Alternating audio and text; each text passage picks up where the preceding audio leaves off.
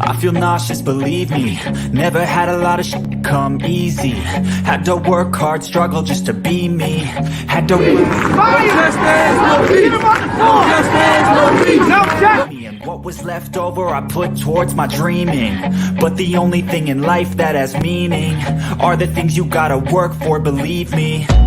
Take into your hands a plan, your own hands can land your own brand. And damn, I feel like no one takes accountability. They want the credibility, convincingly unwilling to put in the hours it takes to get some power. Don't be f***ing sour, take a cold shower. Scream until you're louder, work until you're prouder. And f*** all the doubters, they're just your downers. I swear to God they all let me down.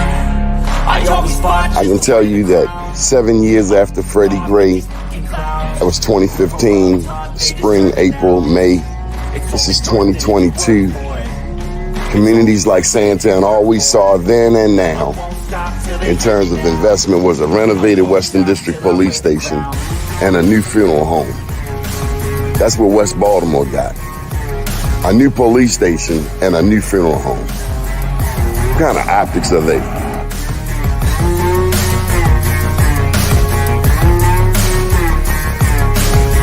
Was Freddie Gray any different than 1968 Baltimore riots? Dr. King's passing, killing, murder? This is the same? No, it wasn't. I mean, I think, well, first of all, people who are being violent and burning, that's, all that's the same. But the point is what was the cause and what were they attempting to register? I always fought just to wear the crown. I'm off at these fucking clowns. I love you. They deserve an ounce. It's got next. And I'll be up. It's only worth it if you work for it.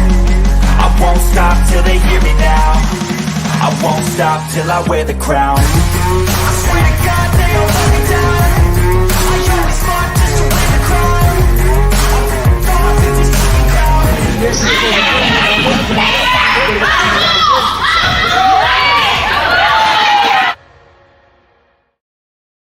First name's Doni, last name's Glover. In it to win it for the long haul, baby. Oh, I got a little speckles going on there. Let's bring up my main man, the one and only, John Rydell. Good morning, John. How are you? Good morning, Doni. Happy anniversary to you. 20 years. 20 years, man. Thank you for coming out the other day. I didn't get a chance to shake your hand. There's a lot of people out there. I want to commend you for putting together that event, Black Wall Street Awards, Lifetime Achievement Awards. It helped Nancy, the eatery that everybody knows about, owned by Kevin Brown. But no, that was a good turnout. A lot of familiar faces. Jake Oliver, who's in your open. Billy Murphy, Jane Miller, had a nice chat with, who just retired from WBAL TV, Channel 11. After 40 years. So you've got 20 years. She had 40 years. It's not even putting on those for that. It's a lot of work. I used to do that with some professional journalists. A lot of work for months and months. But no, it's a very nice event.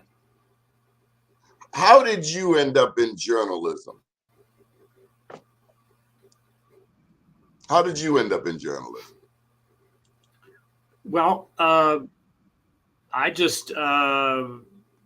I read newspaper. I grew up with the Washington Post, and I used to deliver the Washington Post. So I'd get up at 4:30 in the morning, and that was back during the Watergate era.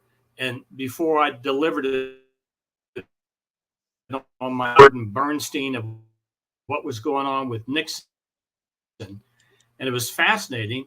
And it's like, well, it turned out that I just pursued that. Was in radio, TV, mostly TV, but that's pretty much, I just got the bug years and years ago, but it was just, I don't know. To me, it's important to tell people's stories accurately, without bias. You try not to be biased. You try to be fair. That's all. So no, I enjoyed it. Is Baltimore different than New York, DC, Atlanta when it comes to journalism and reporting? Or what's unique about Baltimore? Or maybe there's nothing unique about Baltimore. Well, I mean, the TV markets, I'm sure, are a lot different. Yeah, even DC and Baltimore. It seems to me that there's young reporters in Baltimore TV. The corporate owners, the people that have been around for a long time, bring in young people to attractive, then they'll save money and they'll look good. And it's funny, I just ran into I was at a sports store yesterday buying some Ravens stuff. I was talking to a gentleman, and he said his daughter just got a job at Channel 13.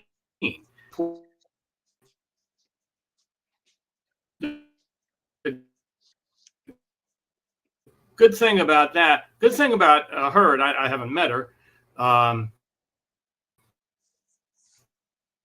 is that country. They may be from LA or whatever, and it takes them quite a while to really understand what's important in Baltimore. So even if you have a young reporter, hey, that's good. So I don't know. It concerns me when you have too many young people reporting on a town like Baltimore. There's no history. They don't. They weren't around for Freddie Gray or even Sheila Dixon, things like that. So I don't know. It's hard to compare markets because I don't watch them every day.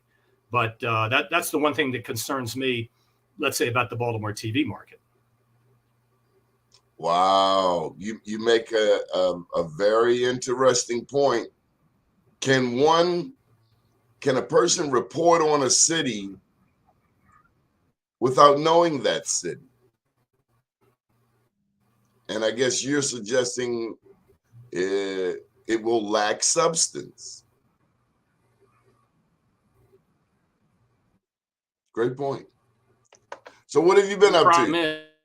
Now you're going to have to depend on some corporate bosses, and maybe they're going to have too much influence in what you cover, and maybe news directors and corporate people like that, because then they can control a young reporter who's just kind of learning what's the difference between North Avenue and Northern Parkway.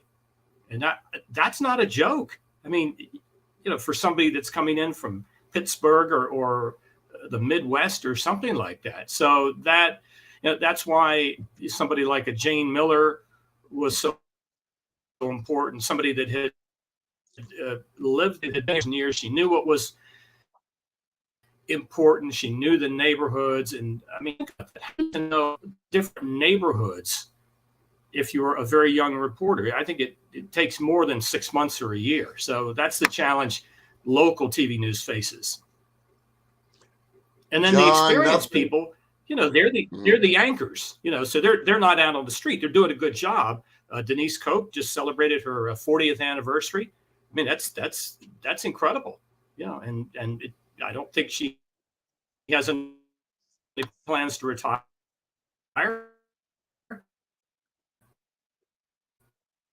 I've seen when I watched 13, I know that there's a morning show either yesterday or the day before. I saw 2 reporters, and I guess they're about 25 or so. And is there age discrimination going on? Well, yeah, to a certain degree there is, but it all comes down to money. At Channel 13, there was a court, and this is just what I've been told by the people. A few years ago, I believe they're still open. Made a decision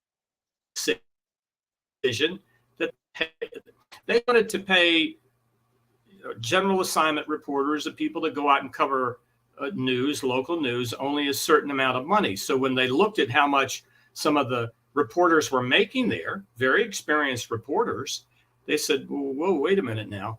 no, that's too much money. So they didn't renew the contracts of some of these people. Now they were protected by the union, so they got severance, and they're all fine.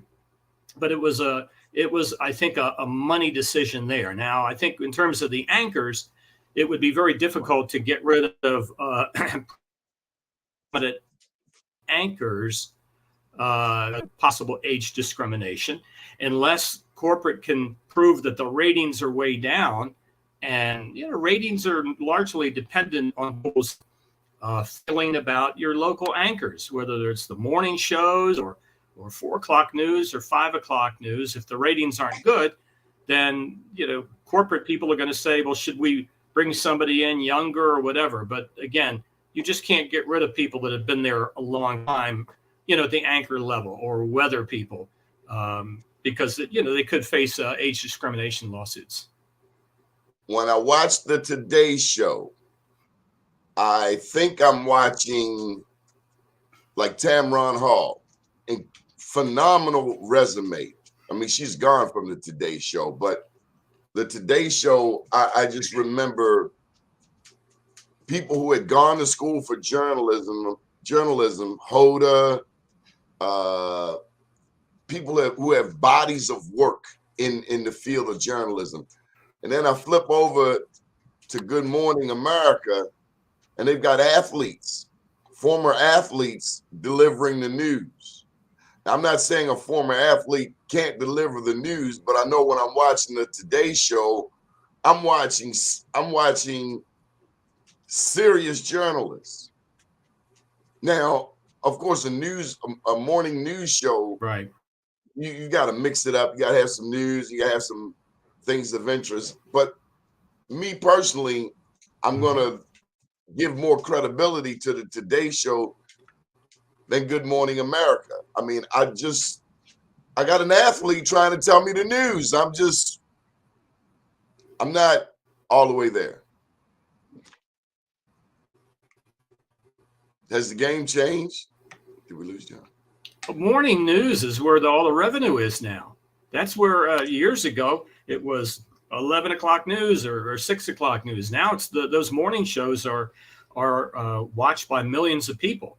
And I think at the network level, it all comes down to, do you like the people? And they're mostly personalities. Do you like comfortable with the people that you watch? I will often watch the Today Show. I think it's very credible. Although I'll admit, it gets, the more featurey it gets, and there are these features about jewelry and where to buy it online. I mean, then by that time you've lost me. But in terms of the athletes, you talk about Michael Strahan probably at ABC.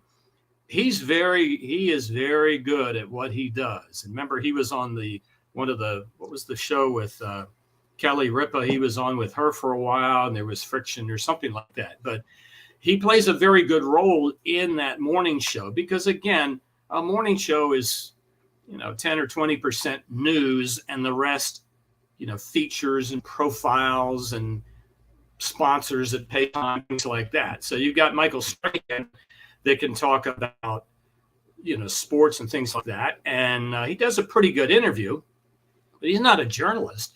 And then this CBS morning show with Gayle King, there is an ex-athlete, and I don't watch CBS.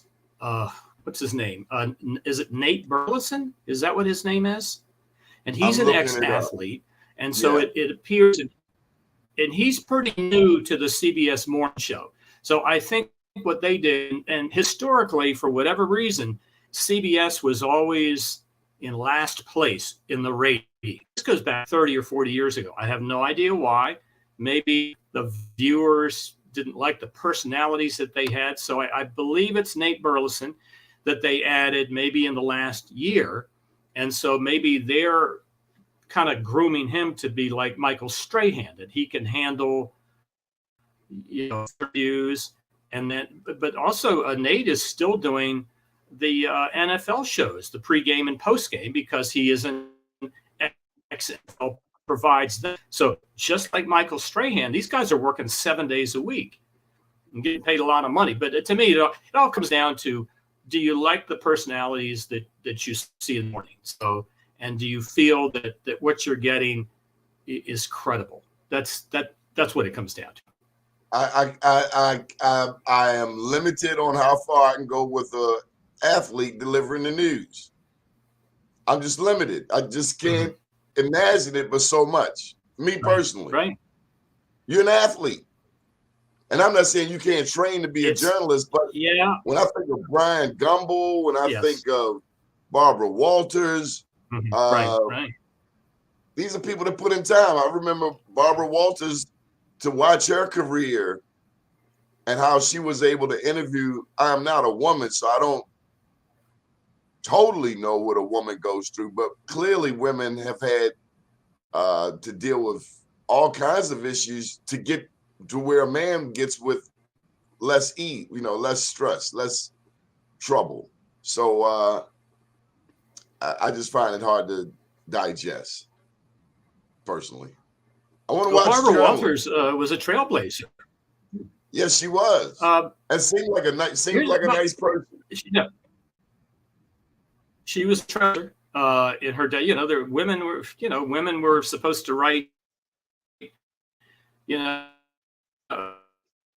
for the newspaper for the society page or something like that. You look at the evening news and you look at the morning shows.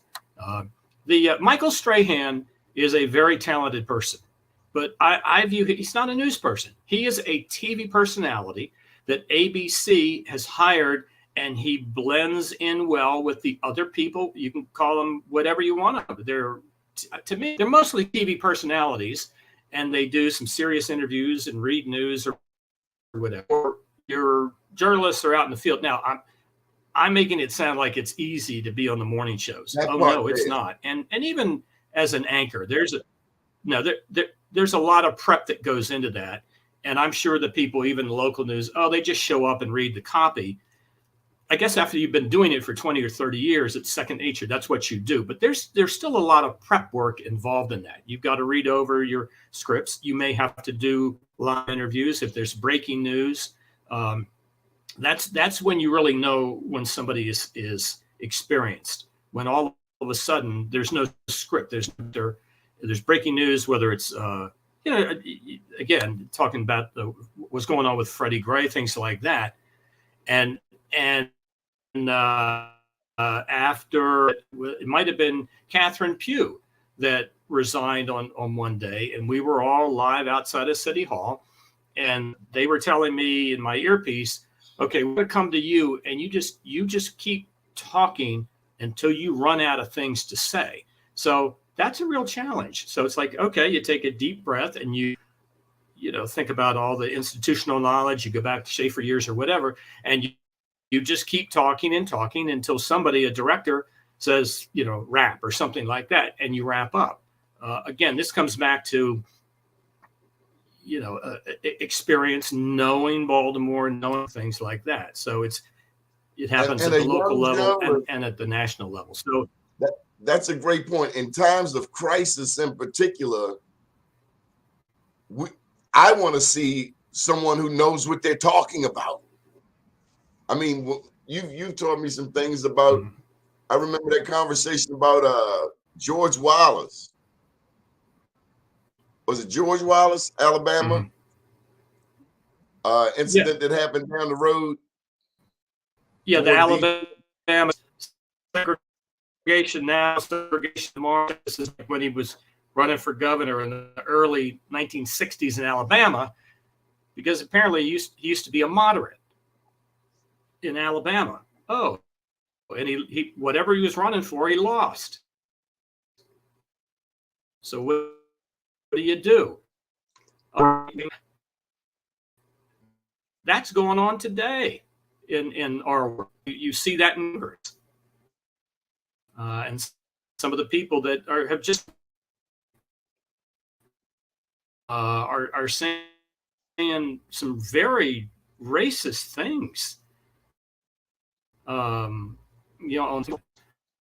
6 years ago. So it's. John, we've come a long way as a country. But no, I like the Today Show. I mean, I'll be channel now, do a job format, and you get what you need. We're gonna have some ice and rain and all that kind of stuff tomorrow. So that's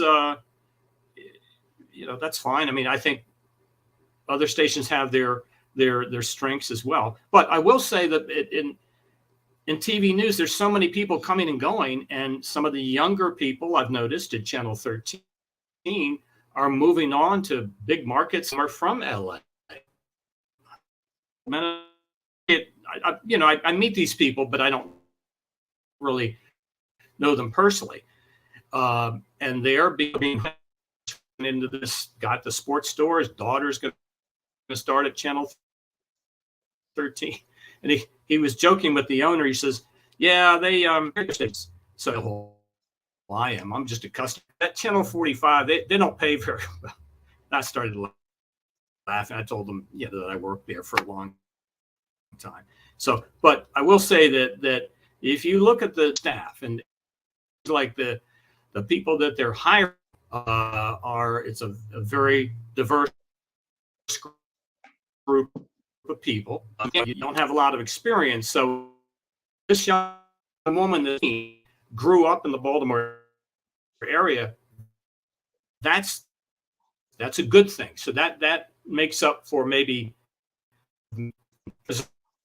I don't even know bodes well for that station. John, I don't know if you noticed, but we've got a weak connection here. So we're gonna run this through to 9:30 or so. I wanted to take a moment to say hello to Miss Linda we'll in keep Brooklyn. Going She watches this show on a regular basis, Miss Linda. So what are you working on these days? Working on anything? That's a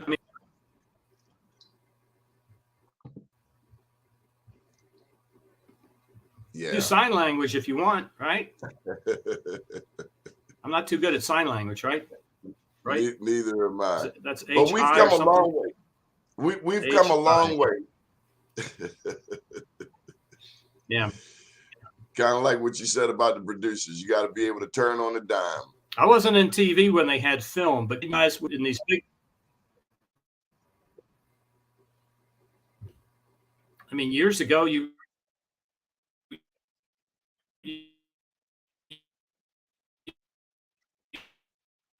Yeah, I don't know about you guys, but I think we've got. You went out and you shot film. Imagine that. A-roll, B-roll, all that kind of stuff. And today, just think about it. You pick up your phone and you can do Facebook Live anywhere on your phone. It's pretty scary. And this is where the problem is. People are just, anybody that's got one of these just thinks that they can go online and type anything they want. Is it any cookie now a journalist? Somebody said that. I don't know who it was. Bob Schieffer, like that. And it's scary. And this is leading to violence. It's very scary times. But there's a lot of optimism too. There's reason to be hopeful. Well, with technology, there's good and bad. Well, yeah, always is. It comes down to people being decent human beings, and the people that get too addicted to these phones, whatever it is, the age. If you're a teenager, there's people that are older than I am that spend way too much time on here. You gotta put down the phone and just go out and live your life, and not just sitting on the couch in the living room, on scrolling on Facebook or Twitter or something like that. John, I gotta put this one major concern. We were. I'm concerned about sports betting. I'm seeing sports betting commercials everywhere. You can't watch the NFL game without sports betting. Jamie Foxx and Kevin Garnett, they are cramming gambling down the throats of people. And I don't like it. There's too many gambling commercials, and I haven't seen one Gamblers Anonymous commercial. And with all of this excess money, but we got classrooms with icicles on and no air in the warmer months. What are we saying about ourselves? We care more about money than about educating the children. And if you want to reduce the number of killers, how about not investing them before they turn 8 years old and you already determined that they're going to the prison system? I'm concerned about sports gambling and what it says about us as Marylanders.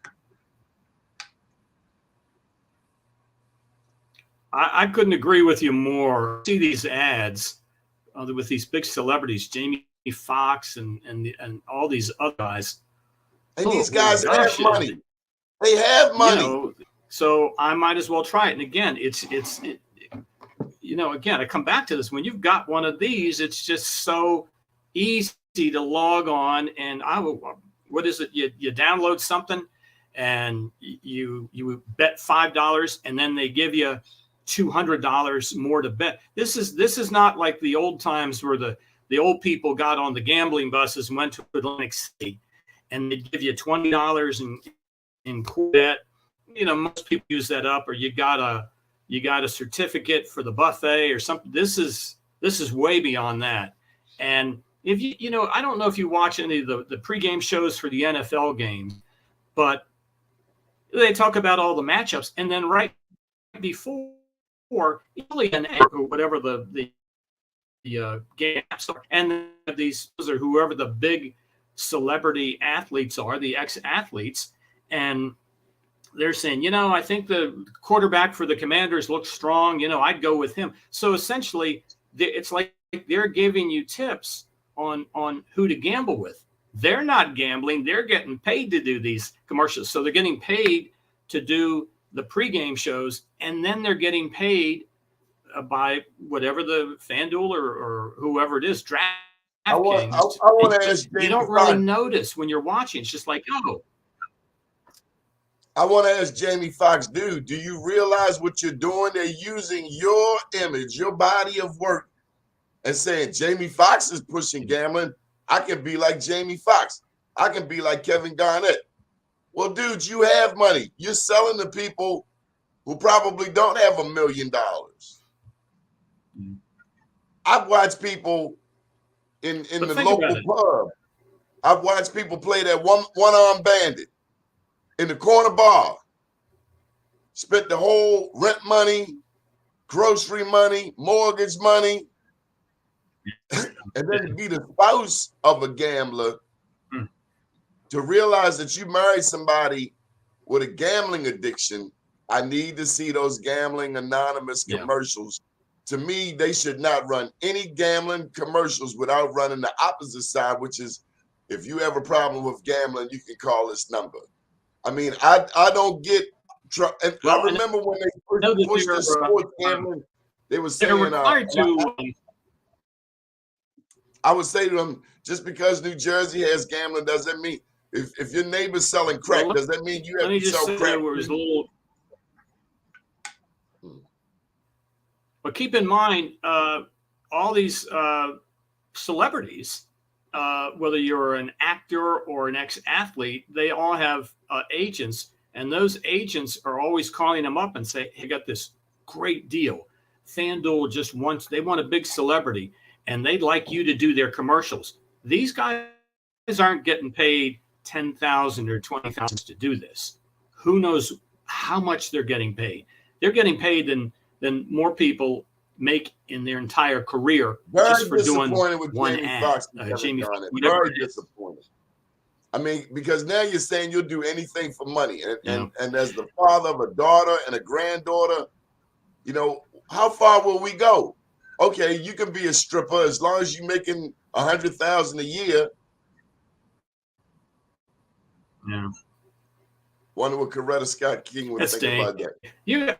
I mean, I think there are going to be a lot of breakup because of this to indict men, but that's who they're going after. They're going after the sports fans, the men. They're the ones that are downloading the app and won all these games. Not just the games. Who's going to be leading in halftime? You can wager what any kind of bet you want, or the total number of points scored in a particular football game or whatever. But to me, you start doing that, and then you can't enjoy the game. I like watching the Ravens on Sunday, win or lose. I'll tell you, they come to your seat the whole game. You don't know, who's the quarterback, who's on first. It's incredible. I enjoy it. I would never gamble on it. It's just like, why? No, I don't want to even go down that road to do that. But I want to mention, if you ever listen to ads on the radio for fan doings like that, if you listen to WTOP radio, all news out of DC, it's incredible. I think we talked about it before. They have ads all the time, and they also have their sportscasters doing some of these ads, which as you know means that they've been compensated. They talk about Capitals. I think Alex Ovechkin, he's in good shape and he's raring to go, and I like the Capitals. You're giving on the NFL pregame shows. You're giving these people listening and watching.